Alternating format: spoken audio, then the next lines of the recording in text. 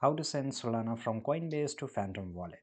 So open your Phantom Wallet here, right? Launch the Phantom Wallet application extension. Click on receive icon. Okay, let me just enter my password to open the account. Click on receive. So here receive, and this is my as well address here. So I just copied this, right? Now log in into your Coinbase website and log in into your account. Click on Send Receive at the top right corner of the Coinbase interface. Select Send and choose as well as the cryptocurrency you want to send. Paste the Phantom wallet address which we just copied right now into the recipient field. Ensure that the address is correct to avoid losing your funds.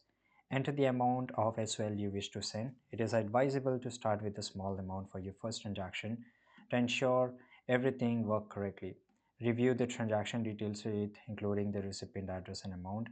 Click on send, and if prompted, complete and secure verification.